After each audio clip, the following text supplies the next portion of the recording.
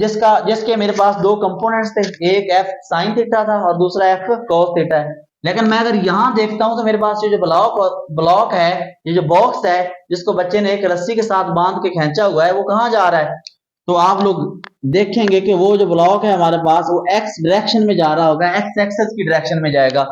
तो याद रखिएगा यहां हमने एक तो वो वेक्टर लेना होता है, एक डी वेक्टर आ गया, और दूसरा उसका इफेक्टिव कंपोनेंट लेना होता है। इफेक्टिव कंपोनेंट का मतलब क्या होता है कि जहां वो वर्क करवा रहा है, जिस डायरेक्शन में मेरा ये बॉक्स जा रहा था, उसको हम क्या कहेंगे?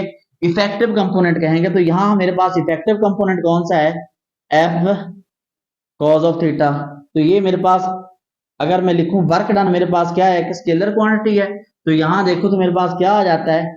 F D cos theta. इसको मैं पढ़ सकता हूं कि W बराबर है एफ डॉट डी। इसको मैं ये भी कह सकता हूं एफ डी कॉस थीटा। लेकिन जो मौसर होगा इसके लिए लफ्ज जो असल हमें यूज करना चाहिए वो हम ये करेंगे W बराबर है एफ डी कॉस थीटा। यहाँ डी हमारे पास, डी कॉस थीटा हमारे पास क्या आ रहा है? इफेक्टिव कंपोनेंट होता है। इसको मैं लिखूं तो कैसे लिख सकता हूं? एक तो वो कंपोनेंट आ जाता होता है हमारे पास, एक तो वो वेक्टर आ जाता होता है, और दूसरा जिसके साथ डॉट प्रोडक्ट इसका आ रहा था वो क्या था? इसका इफेक्टिव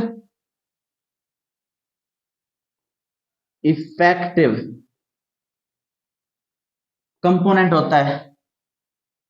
मतलब वेक्टर मेरे पास क्या आया है? यहां डी वेक्टर आ रहा था, उसका इफेक्टिव कंपोनेंट कौन सा आया है? एफ कॉज ऑफ थीटा, जिसमें उसने वर्क डन करवाया। तो यहां से हम एग्जांपल्स भी इसकी दे सकते हैं कि हमारे पास ये जो वर्क डन है ये बेतहाशा एग्जांपल्स हैं, लेकिन यहाँ जो जिस एग्जांपल को हमने डिस्कस किया है वो हमारे पास क्या थी? वर्क डन था। वर्क डन हमारे पास यहाँ क्या है? एक स्केलर क्वांटिटी है।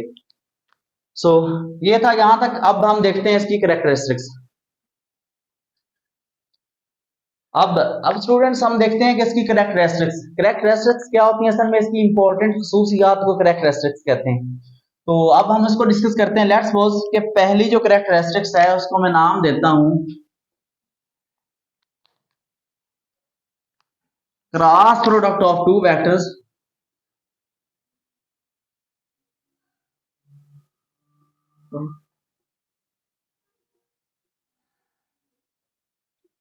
Is commutative. तो ये दो वेक्टर्स का जो क्रॉस प्रोडक्ट होता है बेटा हमारे पास वो क्या होता है? कम्यूटेटिव होता है। कम्यूटेटिव का मतलब क्या है कि लेट्स सी, तो मुझे वही वेक्टर दोबारा लेने पड़ेंगे बेटा। वेक्टर ए था मेरे पास ये, और यहां मेरे पास वेक्टर क्या था? ये बी था, और ये वेक्टर मेरे पास ए था। यहां एंगल हमारे पास मिड में दो वेक्टर्स के दरमियान जो एंगल बन रहा था वो हमारे पास क्या था? थीटा था। थीटा के बारे में बेटा आप लोग, अगर मैं आप लोगों से पूछूं कि थीटा क्या है, तो आप लोगों के माइंड में यही आएगा कि यहाँ हमारे पास जो थीटा है वो पॉजिटिव एक्स एक्सेस से एंटी क्लॉकवाइज डायरेक्शन में आता है, क्योंकि ऑलरेडी हम इसको डिस्कस कर चुके हैं। लेकिन बेटा यहाँ हम थीटा को ये नहीं कंसीडर करेंगे। यहाँ थीटा हमारे पास ए वेक्टर और बी वेक्टर के दरमियान एंगल होगा। सो याद रखिए। तो यहां से मुझे, अगर मैंने इसका प्रोजेक्शन ड्रा करना, मुझे पता है कि इसके परपेंडिकुलर मैं यहां इसका प्रोजेक्शन ड्रा कर रहा होता हूं। तो अब मेरे पास एक बी वेक्टर था, तो इसकी अगर मैं इसको डॉट प्रोडक्ट की फॉर्म में लिखूं तो मैं कैसे लिख सकता हूं? याद रखिएगा, A dot B is equal to, B vector आ गया मेरे पास, एक बी वेक्टर आ जाता है, दूसरा ए का इफेक्टिव कंपोनेंट आ जाता था। यहाँ ए का इफेक्टिव कंपोनेंट हमारे पास क्या है? cos theta. यहाँ एक वो वेक्टर हम लेते हैं जिस डायरेक्शन में हमारी चीज जा रही होती है, और दूसरा उसका इफेक्टिव कंपोनेंट लेते हैं। तो यहाँ मेरे पास बी का इफेक्टिव कंपोनेंट, ए का इफेक्टिव कंपोनेंट कौन सा आया? ए cos थीटा। तो यहाँ अगर मैं इसको सॉल्व करूं मजीद तो मेरे पास क्या आ जाता है? A dot B is equal to A B cos of theta. ये मेरे पास इक्वेशन नंबर 1 होगी।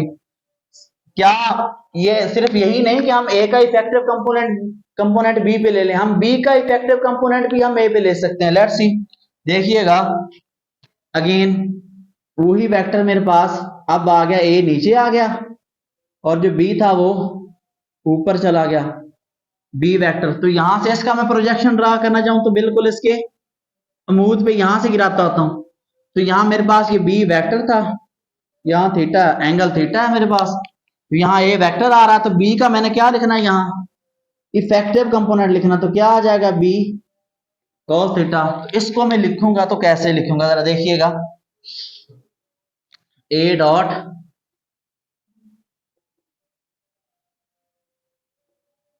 इज इक्वल टू, अब यहां पहले ए वेक्टर आ गया और उसी की डायरेक्शन में जो उसका इफेक्टिव कंपोनेंट आता है वो हमारे पास वो आ रहा होता है, और वो कौन सा है बी कॉस थीटा है। तो यहां इसको मैं सॉल्व करूंगा तो मेरे पास क्या आ जाएगा A B cos of theta A dot B.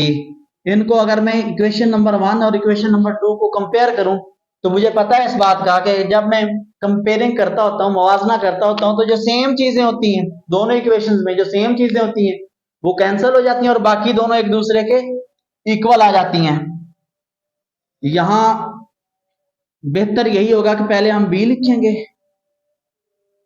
Vector और बाद में क्या आ जाएगा ए, यहां बी वेक्टर आ गया और बाद में क्या आ गया इसका dot product with A R. जब हम इसका कंपेयर करेंगे तो क्या हमारे पास आ रहा होगा A dot B is equal to B dot A, ये दो वेक्टर हमारे आ रहे हैं। तो देखें अगर मैंने ऑर्डर चेंज भी किया है तो मेरे पास दोनों फिर भी क्या आ रहे हैं एक दूसरे के इक्वल आ रहे हैं, एक दूसरे के इक्वल आ रहे हैं। इसका मतलब क्या हुआ कि ये जो मेरे पास डॉट प्रोडक्ट है दोनों वेक्टर का वो क्या है कम्यूटेटिव है, उसको हम कौन सा नाम देते हैं कि ये हमारे पास क्या है कम्यूटेटिव है। तो ये थी उसकी पहली characteristics.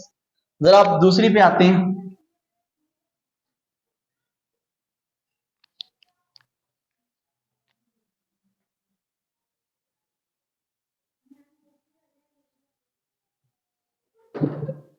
Dot product of two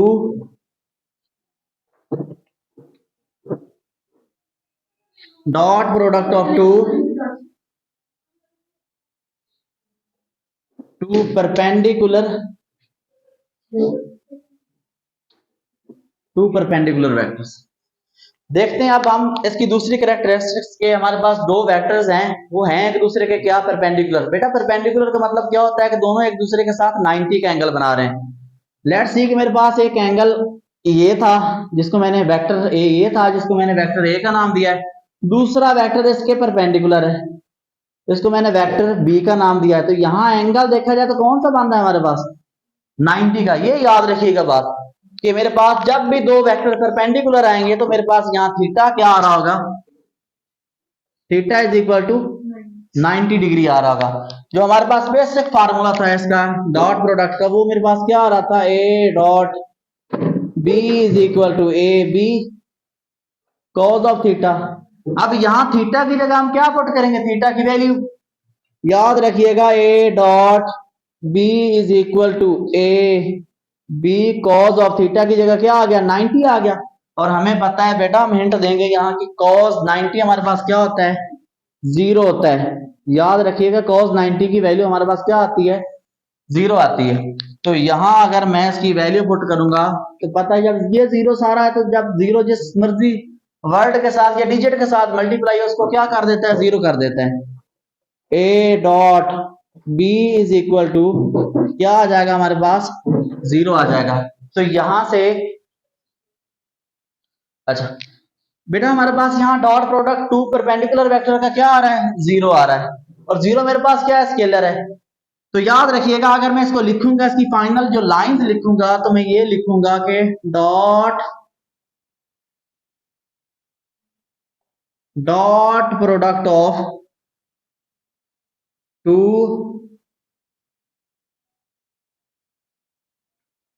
perpendicular